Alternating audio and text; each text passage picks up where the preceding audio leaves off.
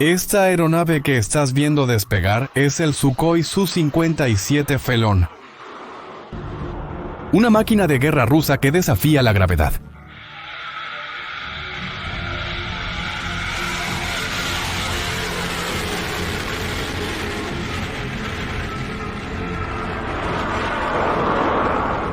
COBRADPUGACHOV.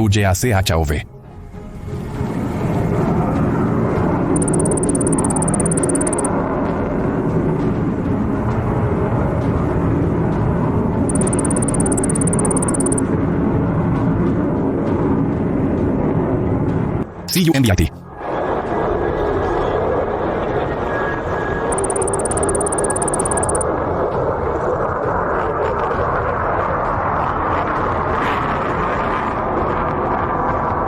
Estas son maniobras que parecen desafiar las leyes de la física, pero que pilotos experimentados logran realizar en estos cazas avanzados.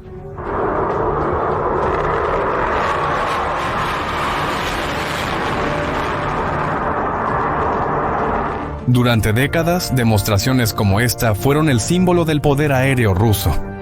Impresionaban a las multitudes en exhibiciones aéreas, pero en febrero de 2022, cuando la realidad de la guerra llegó, la Fuerza Aérea que se suponía debía dominar los cielos en 48 horas, simplemente falló. 3 años después del inicio del conflicto, todavía está luchando por sobrevivir. Entonces, ¿cómo una de las fuerzas aéreas más temidas del mundo colapsó? Bueno, la respuesta es impactante. Déjame mostrarte ahora. Antes de la invasión de Ucrania, la Fuerza Aérea Rusa era considerada una de las más poderosas del mundo. Y con razón. Tenía cientos de aviones modernos y todos esperaban que lograría destruir la defensa aérea ucraniana en un máximo de 72 horas. No solo Rusia, sino también buena parte de Occidente creía que sería una victoria rápida y fácil, al menos en el aire. Pero la realidad, como sabemos, fue completamente diferente. El primer problema no fue la tecnología de los aviones rusos. Rusia tenía muchos más aviones que Ucrania y eran más modernos. El verdadero problema fue que la Fuerza Aérea Rusa no sabía cómo pelear una guerra de verdad.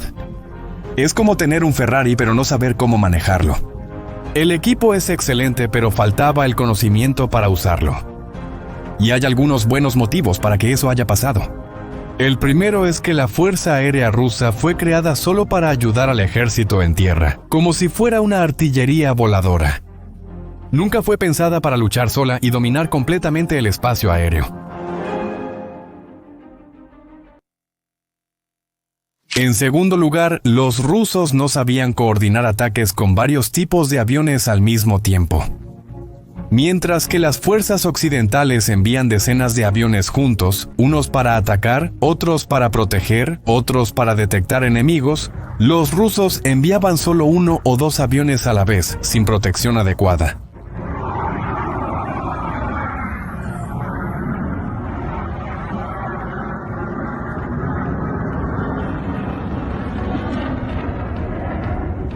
Y por último, el aspecto humano. Los pilotos rusos volaban muy poco al año para entrenar. Para que te des una idea, mientras los pilotos de la OTAN vuelan entre 180 y 240 horas al año, los rusos volaban solo entre 100 y 120 horas. Solo que el problema más grave son las pérdidas. Rusia está perdiendo aviones a una velocidad impresionante. Según el sitio Oryx, que solo cuenta aviones que fueron filmados o fotografiados siendo destruidos, Rusia ya perdió al menos 141 aviones militares confirmados. Eso representa cerca del 10% de toda la flota rusa antes de que comenzara la guerra. Por su parte, los ucranianos dicen que derribaron más de 340 aviones rusos hasta principios de 2024. Es difícil decir la cantidad exacta de aeronaves que Rusia ha perdido, pero yo diría que está entre lo que afirma Oryx y lo que dice Ucrania. Pero lo que hace que estas pérdidas sean aún peores es que no son aviones viejos y baratos. Rusia está perdiendo sus mejores aviones. El Su-34, por ejemplo, es el principal avión de ataque ruso y ya ha tenido al menos 37 unidades destruidas. Cada uno cuesta cerca de $36 millones.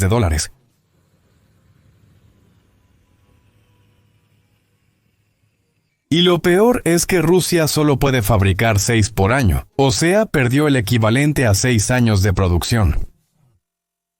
Aún peor fueron las pérdidas de aviones únicos que Rusia no puede reponer. Perdió al menos 2 aviones A-50 que son como los ojos de la Fuerza Aérea. Detectan aviones enemigos a cientos de kilómetros de distancia. Rusia solo tenía 9 de esos aviones antes de la guerra, así que perder 2 es un golpe devastador. Ucrania también demostró que puede atacar bien dentro del territorio ruso. En una operación que llamaron Telaraña, los ucranianos destruyeron bombarderos estratégicos rusos en tierra. Imágenes satelitales de la empresa Maxar confirmaron la destrucción de al menos 7 bombarderos Tu-95MS y 4 Tu-22M3 en bases rusas. Estos aviones son de la época de la Unión Soviética y ya no se fabrican. Cuando se pierde algo, es irreemplazable. Pero las pérdidas que vemos son solo parte del problema. La flota rusa que queda se está desgastando muy rápido debido al uso excesivo. Según un análisis de la organización RAND, que realiza investigaciones en esta área, los aviones rusos están volando de 3 a 4 veces más horas de lo que deberían durante la guerra. Imagina un auto que debería recorrer 10.000 kilómetros al año, siendo usado para recorrer 40.000. Se va a descomponer mucho más rápido. Este uso excesivo ocurre porque los rusos necesitan volar muy bajo para no ser detectados por las defensas aéreas ucranianas. Volar bajo exige mucho más del motor y de la estructura del avión. Es como conducir un coche siempre al límite, durará mucho menos. La RAND calcula que la Fuerza Aérea Rusa está operando con solo 75% de la fuerza que tenía antes de la guerra y que cerca de 60 aviones se perdieron solo por problemas de motor hasta finales de 2023. Una fuente militar polaca dijo en 2024 que cerca del 45% de los jets rusos están llegando al final de su vida útil y tendrán que ser retirados en los próximos años. Aunque Rusia reduzca el uso de los aviones, todavía los está usando casi el doble de lo recomendado. Para complicar aún más, las sanciones occidentales cortaron el acceso de Rusia a piezas de repuesto y materiales especiales necesarios para mantener los motores funcionando. El resultado es que más aviones quedan en tierra por falta de mantenimiento que por ser derribados por los ucranianos. Y ese problema comenzó mucho antes de esta guerra. La industria de aviación rusa ya estaba podrida por dentro, para ser directo. Y la razón de eso es algo que conocemos bien, la corrupción. En julio de 2024, un descubrimiento impactante mostró lo mal que estaban las cosas. 5 de los 18 aviones de transporte más modernos de Rusia, como el Il-70 y 6 MD-90A, fueron retirados de operación porque las ruedas estaban fallando. Como la flota total era de solo 18 aviones, eso significó perder más de una cuarta parte de la capacidad de transporte militar más avanzada del país.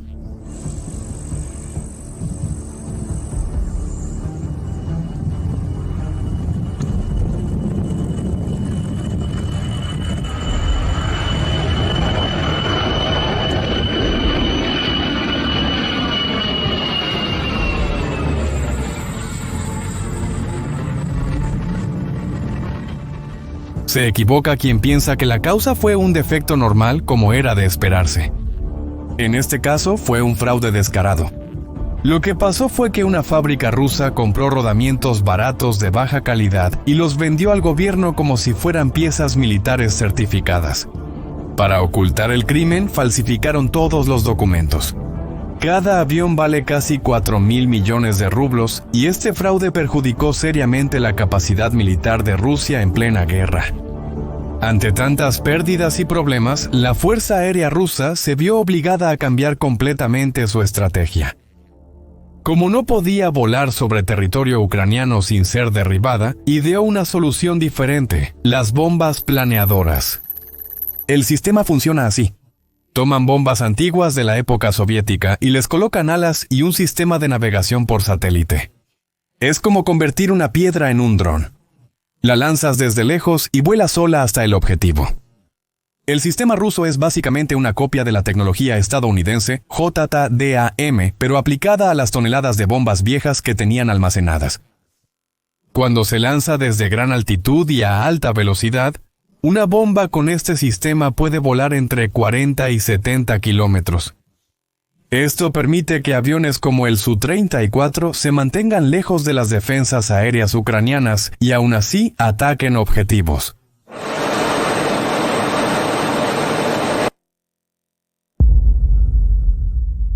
Rusia adaptó este sistema para bombas de varios tamaños, desde la bomba de aviación de alto poder, 500 de 500 kilos, hasta la gigantesca bomba de aviación de alto poder, 3000 de 3 toneladas. El efecto de estas bombas es devastador. La bomba de aviación de alto poder, 1500, que tiene más de 700 kilos de explosivo, puede destruir edificios enteros y dejar cráteres de hasta 20 metros de ancho. Estas armas fueron decisivas en la captura de ciudades como Avdiivka, donde los rusos simplemente bombardearon hasta que no quedó nada para defender. Solo en los primeros meses de 2025, Rusia lanzó miles de estas bombas planeadoras. La precisión no es perfecta. Mientras que las bombas estadounidenses fallan por solo 5 metros, las rusas pueden fallar por 30 metros o más. Rusia logra nuevos avances en el este de Ucrania, ayudada por las bombas planeadoras. Funcionarios locales afirman que una bomba impactó este edificio de apartamentos en Kharkov anoche. También se están utilizando en el campo de batalla. Pero como te puedes imaginar, cuando lanzas una bomba que hace un agujero de 20 metros, no necesitas ser muy preciso realmente. Y esa bomba planeadora se convirtió en el arma principal de la Fuerza Aérea Rusa. Es una solución simple pero eficaz que aprovechó lo que ellos tenían de bueno. Miles de bombas viejas almacenadas. Y sirvieron muy bien para compensar lo que tenían de malo, es decir, la incapacidad de volar sobre territorio enemigo. Al mismo tiempo, Rusia mejoró su capacidad para encontrar objetivos. Al principio de la guerra tardaba hasta 4 horas entre descubrir un objetivo y atacarlo. A partir de 2023, empezaron a usar miles de drones pequeños para vigilar el campo de batalla. Ahora, cuando esos drones encuentran un objetivo ucraniano, pueden llamar a un avión Su-34, que está volando a una distancia segura, para lanzar una bomba planeadora casi de inmediato. Esa combinación de vigilancia constante con poder de fuego a distancia creó un sistema mucho más eficiente y peligroso. La amenaza hoy no es solo la bomba, sino toda la red que la guía hasta el objetivo. Esa experiencia rusa en Ucrania terminó cambiando completamente la forma en que pensamos sobre la guerra aérea moderna. Para los países occidentales fue una advertencia importante que obligó a una revisión completa de sus estrategias.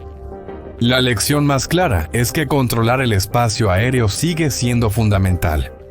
Como ninguno de los dos bandos logró la dominancia total en el aire, la guerra se convirtió en una batalla terrestre lenta y sangrienta. Para la OTAN, esto confirma que la superioridad aérea es esencial para cualquier operación militar exitosa. La guerra también demostró que se puede causar mucho daño con sistemas baratos en grandes cantidades, no solo con misiles caros y sofisticados. La diferencia entre un dron de ataque y un misil es cada vez menor. Un conflicto largo e intenso como este, como estamos viendo, es básicamente una carrera de producción industrial. Quien logre fabricar más armas más rápido tiene una ventaja decisiva. Tener equipo avanzado no sirve de nada si no sabes usarlo bien o no tienes gente entrenada para operarlo. Pero entonces, ¿cuál es el futuro de la Fuerza Aérea Rusa? Necesito decirte algo, la respuesta no es simple. Esas enormes pérdidas que sufrieron los rusos son difíciles de reponer. Estamos hablando de pilotos experimentados muertos, aviones únicos como los radares voladores A-50 y bombarderos estratégicos destruidos. Todo eso representa un daño permanente. Y para empeorar las cosas, la corrupción generalizada en la industria de defensa termina haciendo que los equipos nuevos sean menos confiables. Ahora pon cientos de sanciones occidentales encima de eso. La situación empeorará. El resultado más probable es una fuerza aérea que va a cambiar sofisticación por cantidad y brutalidad. Habrá menos aviones modernos como el Su-57 que tanto planeaban, pero será muy buena lanzando bombas planeadoras. Seguirá siendo peligrosa para los países vecinos, pero sus sueños de rivalizar con la Fuerza Aérea estadounidense fueron destruidos por al menos una generación. La historia de la Fuerza Aérea rusa en Ucrania se puede resumir en 3 palabras: fracaso, pérdidas y adaptación. Entraron en la guerra pensando que serían una superpotencia aérea modernizada que dominaría los cielos rápidamente. Pero, en vez de eso, descubrieron que tenían problemas profundos que nunca lograron resolver completamente. Y este ejemplo de Rusia sirve como una lección importante para todos los países. Tener equipo militar avanzado no sirve de nada sin organización, entrenamiento y competencia para usarlo. Al final, son las personas y la preparación las que deciden quién gana. En ese sentido, Ucrania está haciendo historia. Y ahora me gustaría saber qué piensas sobre este tema. ¿Te sorprendió el desempeño ruso o ya lo esperabas? Deja tu opinión en los comentarios, suscríbete al canal para más análisis como este, y comparte el video para que más personas entiendan lo que realmente está pasando en esta guerra. Hasta la próxima.